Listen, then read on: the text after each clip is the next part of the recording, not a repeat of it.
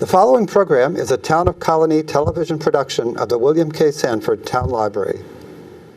It goes all my life's a circle, sunrise and sundown. The moon rolls through the nighttime till the daybreak comes around. And all my life's a circle, but I can't tell you why. Seasons spinning round again, the years keep rolling by. Yeah, there I was in this motel room, right? And it was me, but I called her Marnie, since I was a beginner. I said, Marnie stood in that moment between fear and exultation. She was going to iron her first shirt. She could feel the box beneath her feet that Bea had put there for her to stand on. She could see the shirts all properly sprinkled and rolled. Dr. Carter's shirts take no starch. She had heard it 100 times. It was as if the kitchen was observing her.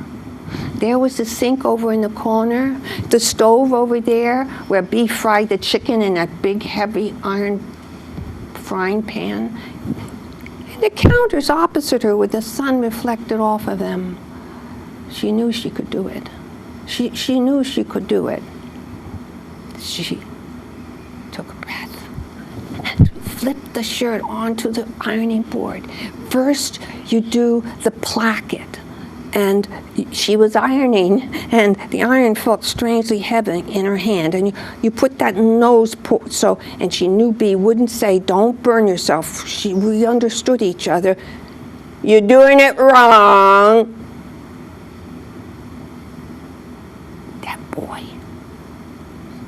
boy. She hadn't even known he was in the room. She'd forgotten about him. She was, Alonzo, don't you talk about what you don't know. Lonnie had gotten it good. Bea had told him proper. But Marnie didn't want to iron anymore. She got down off the box, went through the pantry where the ice box was, and you could see the man bringing the ice on his shoulder once a week, and then she knew where Bea kept the grocery money under the newspaper in a drawer, and then out through the swinging door into the dining room. She'd tell Daddy about the ironing. Yeah, no, not Daddy.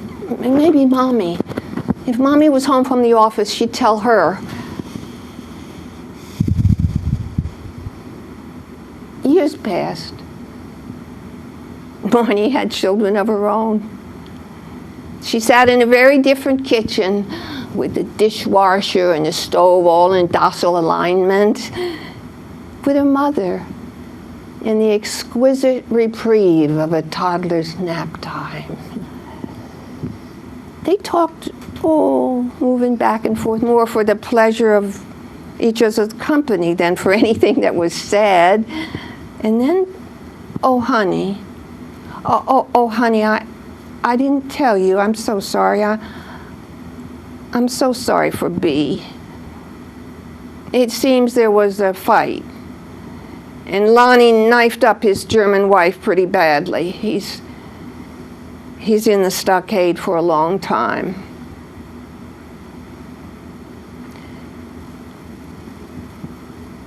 Marnie looked down in her coffee cup. She could see the skin forming on the top. Oh, Lonnie, she thought. Oh, Lonnie. It wasn't that German woman who took your mother away from you. It was me. I'll tell a story. And I like to tell stories about hospice patients because I think it's my way of honoring them. Mm-hmm. Mm-hmm. So the first story is called Helen of Troy. When I first met Helen of Troy, She did not have the face that would launch 1,000 ships like the legend has it. She was a small, elderly, and somewhat frail lady. Just a few days before, she had woken up and she was having problems breathing. She had her best friend take her to the hospital, and during the exam, the doctor asked her a fairly routine question. When were you last seen by a doctor? And she thought for a while. She said, 39 years ago. So this was not a lady who was anxious about her health. During the exam, the doctor determined that her heart was only operating at 15% of its capacity. And because she was frail and elderly, he knew he could not operate. She would not survive. So he suggested that she contact hospice. And through a friend, I was contacted and I arrived on the scene. I walked into her modest townhome and sat down with her, and she got right to the point. She said, there's 3 things you need to know about me. The first is that when I was a teenager and when I was a 20-year-old, I was a circus performer. I did high wire acts, and I was working on the trapeze. And this was in the days before safety nets. So she was 20 or 30 feet above the circus floor doing death-defying acts. I thought, wow, I would have never guessed that.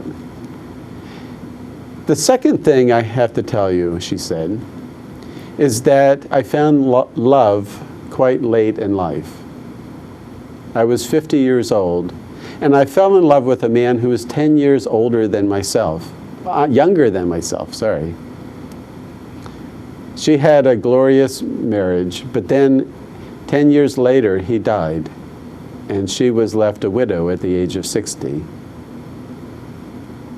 The third thing she had to say to me was that at the age of 68, she decided to adopt a troubled teenager who was into drugs.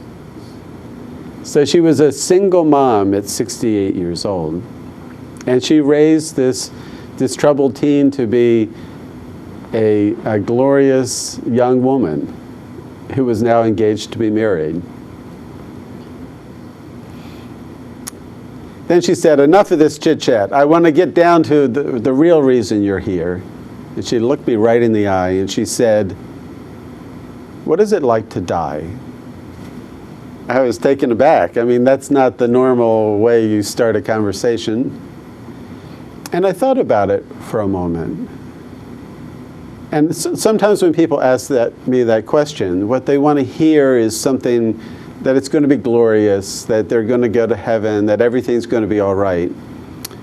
But I could see from the look on her eyes that that's not what she wanted. She wanted the truth. And I said simply, I don't know. What she found pretty humorous. As a chaplain, I was supposed to know the answers to those kind of things. So instead, we had a very honest talk. We talked about heaven, hell, we talked about reincarnation, we talked about maybe there's nothing. We left it wide open. I talked about some of the hospice patients I had seen, some of their deaths, and I talked about a friend who had a near-death experience. And I needed to see other patients, so I stood up to shake her hand, and she held my hand with both of her hands. She looked me in the eye and she said, this is the most amazing conversation I have ever had in my life. And I was really touched by that. 3 days later, she had her adopted daughter, who was now a full adult, take her for a walk in the park. And she pushed her along in her little wheelchair. And they stopped by the edge of a lake. And her daughter got out a camera and took a picture of her mom, and then looked down to adjust the viewfinder. She wanted the picture to be expanded so that her mom could see it. And when she looked up again, her mom had slumped in the wheelchair and she had passed. Wow. Now, the local newspaper had picked up this story, and they actually made it a front page story because it was such an unusual death. It was so peaceful, it was so calm, there was no drama. 2 days later, after she passed away, I got a call from her best friend. She said, Helen's last wish was that you officiate at her memorial service, which startled me because I only met her once and talked to her for about an hour and a half. So I went to the memorial service, and the place was packed, just totally packed with people. And I took the steps up and got to the podium, and I looked out on the crowd, and I had another surprise in store for me. The left-hand side of the auditorium was full of men and women, all dressed in black, these very somber colors. And the women were wearing these white bonnets. And I suddenly realized they were either Mennonites or Amish that were there. And on the right-hand side of the auditorium, there were all these Buddhist monks with red robes and shaved heads sitting there very regally, fingering their malas and doing their mantras.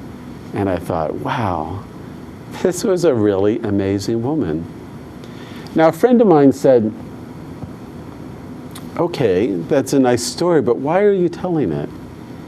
And I had to think about it for a moment. And I realized that in a way, I was grieving a friendship I never had from a person I barely knew. This story links back to yourself. Oh. Joe came down to Inquiring Minds several times, and among other things that I consulted with him, you'll learn you have to ask Joe a lot of things, and Kate too, was how do you get people to respond to an open mic? Well, he gave us a number of ideas, and we used them successfully. But then one time he said, think of a place, is there one place in Saugerties you'd really like to tell about? And I knew immediately which mine would be. You see, it's down near where I live. It's down near my house. Oh, you go down, and it's a little incline, and the maples are above you, and you can hear the Esopus Creek. It's really, I think of it as a little river, but they call it a creek. And it's coming over the stones so you can hear it. And I love it in the early morning or late afternoon because the sun is this golden beam through the trees. But I'm a city person, and I tend to people a place.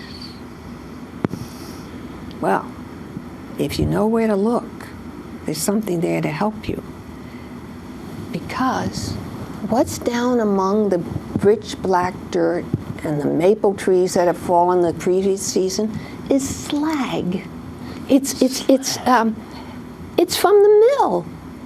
Because where I'm standing, is the original mills, the Ulster Iron Mill, created in 1827. And this was spit off from it all those years ago.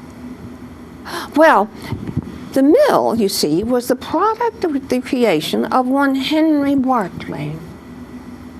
I like to think of him standing there on the edge of the river looking up. He was a smart man, and he had a few advantages. His father was the British consul in New York, and he had been there recently in a partnership with his brother. But now he looked up. Oh, well, it was a wilderness. There were not in Saugerties 10 houses at that time. But he saw that incline I had walked down, it promised power, you see. Oh, he knew of the Erie Canal and the expansion of industry into the continent. And if you could run water down an incline, you could get power. And that meant something. So Henry, he also had the advantage of money. He paid $7,000 for one piece of land on one side of the Esopus, near where I live, and $28,000. Do you have any idea what that means in today's money? Close to $1 million. And he built his mill. So the water, and he built a dam. And so the water came through a crevice down, powering what was to be this extraordinarily successful iron mill. Now, what else did he need? Oh, he built it just 3 stories, and then when he got some extra time, he built a paper mill over to the right. He planned also workers' housing. You can see the plot even now. They were very small, 2 houses, a row of houses together, and gardens out in the front, and then bigger houses for the management in the rear. But he needed people.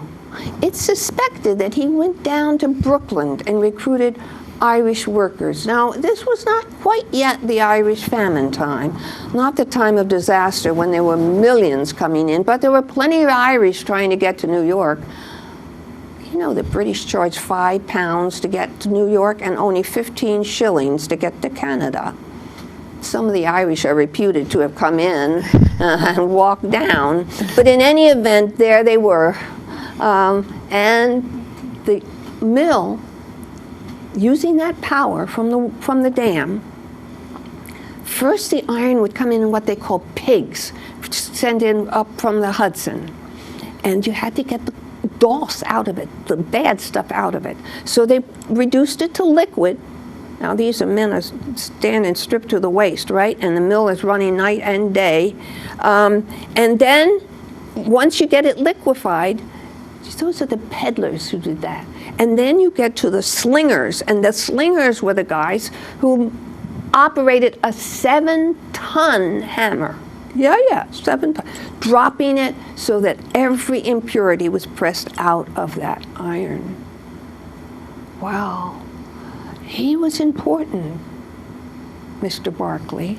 Mr. Barclay believed in churches and a proper life. He built the Presbyterian, the Episcopalian church, and there's a plaque there to this day honoring him.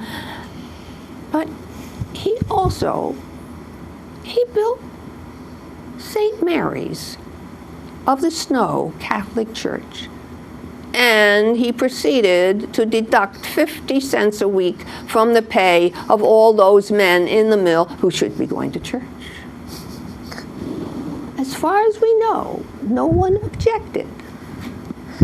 Well, when you think about it, what was life like for them? We have an idea of what happened to the men, but the kids, did they go to school? What was it? Since 1814, school had been mandatory in New York State, and there were 3 districts in Saugerties at that time. You have to prod a little to find out that while money came from the state and from the locality, if there was something left over, the parents had to make it up. So we're not quite sure whether those mill kids were able to go. Now school, some of you may know, school was sort of a tough thing in the 19th century. The benches had no backs to them, for example. And you learned everything by memory. You were there for 8 hours. In Saugerties, the girls went in the winter and the boys went in the summer. Just why that was, I'm not sure. But now, when I walk down that incline, you know what? I think of the Irish, and I think of what had happened to them all, even before they came. You see, I was in Derry. If you know anyone in Northern Ireland, you don't call it Londonderry. And I was stopped dead in my tracks by a street statuary, you know. You see them, for example, there's one on 6th Avenue in Manhattan where there's a man hunched over, and you suddenly think, what is he doing in the middle of the sidewalk? And you realize that he's a statue. He's there to remind you of what the garment district was like. This one, the one I saw, it wasn't a single figure, it was a group. There was a man, he had a little boy by the hand, and he's faced dead ahead. He's going down to the harbor. Next to him, there's a woman in 19th century dress. She's holding a baby, but she's she's looking back. And back there, a bent-aged couple and a teenage girl. And she's leaving her firstborn to take care of the old folks. And she knows she'll never see her again.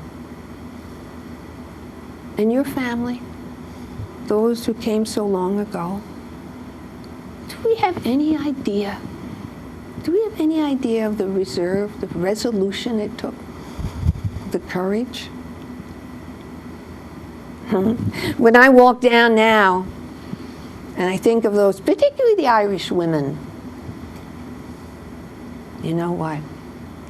I think they have a few pithy things to say about Henry. Oh, never uptown, of course. Maybe just here at home. If you had traveled to Reston, Virginia in the spring of 2008, you would have seen Northern Virginia in all its glory. The cherry blossoms were out, the daffodils were up, the lilacs were blooming, the forest was full of singing birds, chipmunks and squirrels were hopping all around, the children were out playing in the grass, which was now green and needed to be mowed. It was a glorious time. But if you had walked by this one little townhouse in that neighborhood in Reston, Virginia, you would have seen that the curtains were drawn, the garden was bare, and the house was dark. And if you had gone inside and looked around that room, you would have seen in the living room there was debris on the floor, dirty dishes, books, clothing, magazines, books. And on the couch there was a man who was very sick, feverish, and in pain. And that man was me. Some 9 months before, I had been bitten by a tick, and the tick was infected with viruses and bacteria that are now called Lyme disease. My doctor, unfortunately, was a country doctor who did not know how to treat Lyme disease and gave me steroids, which inflamed the Lyme disease instead of healing it. And so 3 months later, 3 months after the tick bite, I found that I had a chronic disease. Its symptoms were fevers, joint pains, brain fog, slurred speech, and just chronic fatigue that never let up. My wife decided that the phrase "in sickness and in health" did not apply to her. So she ran off with a younger man. My employer, a pastoral counseling agency, decided that compassion really was meant for clients and not for other counselors, and so I lost my job. I had no health insurance, I had no employment, I had no support, and I was in an area of the country that I hadn't lived in, so I didn't have friends there either. I soon realized that my doctor could not help me. He had no idea how to help me. So I did what I had to do. I went off on my own and explored alternative medicine. I tried homeopathy, I tried acupuncture, I even tried something called hyperbaric oxygen, which they put you in a pressurized tent to put oxygen in your body. Each one of them worked for a little while, but then I was back to where I started. And I realized I was running out of options. Some friends suggested that I apply for permanent disability under Social Security, but I was very resistant to that idea. That was giving up to me. So I turned to the only tool I had left in my box, which was meditation. Now, we don't think of meditation as a healing art, but I did some research and found that there were these sacred mantras in Sanskrit that were specifically designed for healing illness. So I found one, that I felt attracted to, and it was Om Shri Danvantre Namaha. Om Shri Danvantre Namaha. And I repeated that hundreds of times a day for 3 months. It's an appeal to the divine physician for guidance. So I was just asking for guidance. I had no other option. I mean, I was out of tools. 3 months after I started repeating this mantra, I fell asleep and had a dream that I was riding on a rickety old school bus, reconverted school bus in the mountains of Peru. And it was full of these residents, these natives who were in these ponchos and little bowler hats. And there were goats, and there were chickens, and there was luggage tied to the roof of this school bus. We were bouncing down the road. And this little boy came up to me, a native boy. And he handed me these beads and said, "Take these. These are beads of solitude." So I took them. And then he handed me something else, and he said, "Take these. These are herbs from Peru." So I took them. And then I woke up. And I realized as soon as I woke up that this was a dream in response to this prayer I had been doing so diligently. But the problem was, it lacked any specifics, like, where do I go with that? I mean, I didn't know. So I thought, okay, that's a partial answer. And I went back to doing this mantra, Om Shri Danvantre Namaha, over and over again, hundreds of times a day. 2 months later, this magazine fell open, and I saw there was an ad for a holistic doctor whose specialty was chronic Lyme's disease. Now, I was surprised, and I took this as a sign. Maybe I'm superstitious, but I took it as a sign. I called the doctor's office. He said he could see me. We made an appointment, and he said, I want $350 in cash for each appointment, no insurance. I had no choice. I really couldn't afford it, but I had no choice. I went to the appointment. He gave me a complete exam. And he decided that, yes, indeed, I had chronic Lyme's disease. And then he went to his drawer and he pulled out this big packet, and it was all the things I could do to help myself. Changes in diet, changes in sleep, getting proper exercise, how to take care of myself better so I could recover. And then he reached in and pulled out this little bottle, and he said, I want you to take this. These are herbs from Peru. Now, when he said that, I was like, whoa. There was this sudden synchronicity between my dreams and what was happening in this doctor's office. So I ordered the herbs from Peru, and I found out I didn't need a prescription to take them. The doctor soon left the practice and moved out of state, and he was gone. So I was on my own. But I had the faith, because of that dream and because of the doctor, that this was going to be a way out for me. So I faithfully took these herbs, I think 6 times a day, 3 different herbs. And after about 3 months, I noticed that the fever stopped. I stopped being feverish. Then the joint pains left. Then finally the brain fog lifted, and my speech no longer was slurred. I could speak normally. And then after about 2 years, I noticed even the fatigue began to drop away. And I went back to a doctor and found out that all traces of Lyme in my body were gone.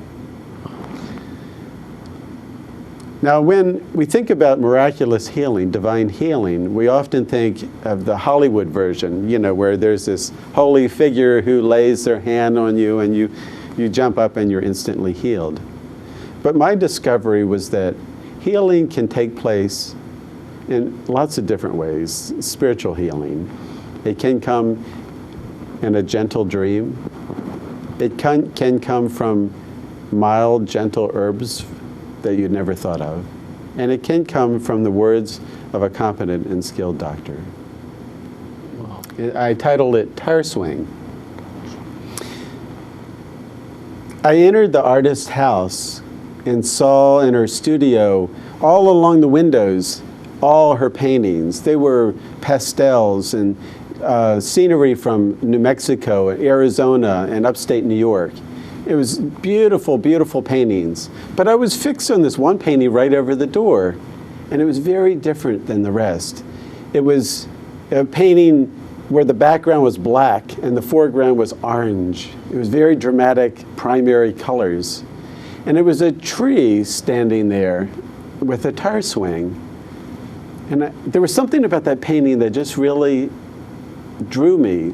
It was so different than everything else. So I walked over to the artist and I said, "Can you tell me something about this painting? This one just really calls to me."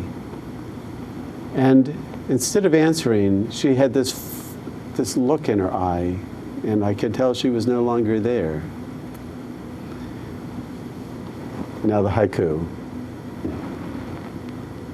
Tire swing on a nearby tree, her faraway look, the missing children.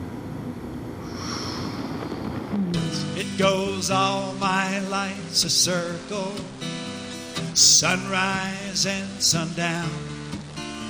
The moon rolls through the nighttime till the daybreak comes around. And all my life's a circle, but I can't tell you why. Seasons spinning round again, the years keep rolling by.